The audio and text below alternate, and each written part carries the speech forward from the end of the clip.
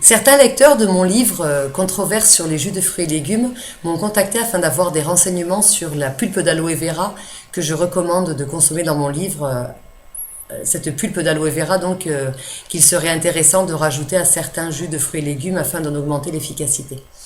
La question qui m'a été le plus souvent posée était de savoir si l'aloe vera que l'on trouve dans le commerce est un bon complément alimentaire ou si c'est un produit parmi tant d'autres.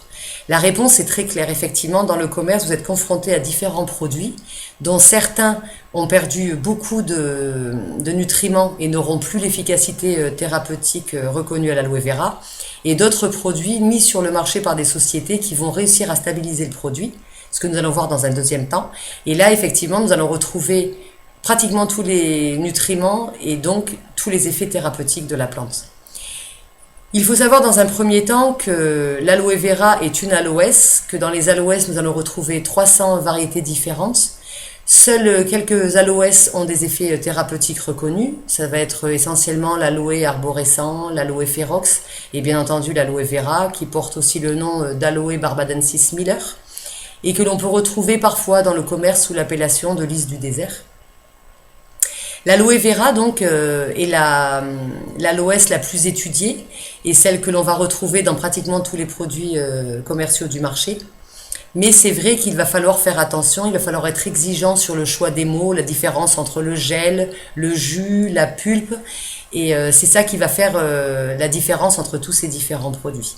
Mais il nous faut revenir au début. Déjà, il faut savoir que l'aloe vera est une plante légume, c'est-à-dire qu'elle fait partie de la famille des liliacées, dans laquelle on va retrouver l'ail, l'oignon, la tulipe et l'asperge, etc.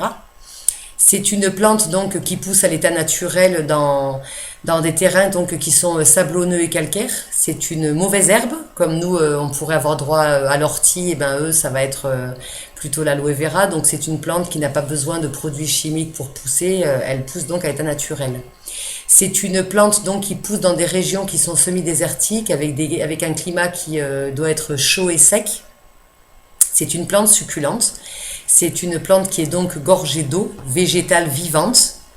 Et c'est ça qui va être le plus important à retrouver dans le produit final, c'est cette eau végétale vivante qui est composée de plus de 150 nutriments et il n'est pas exclu que dans un avenir nous en découvrions de nouveaux.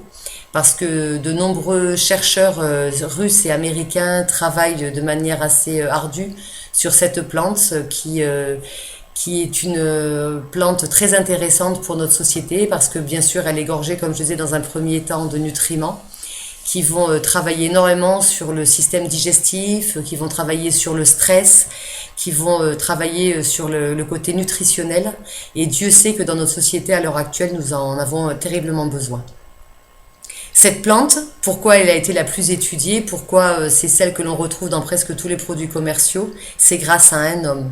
Un homme qui a travaillé, qui a dévoué sa vie pour elle, qui en est tombé amoureux et qui fera l'objet donc du prochain travail.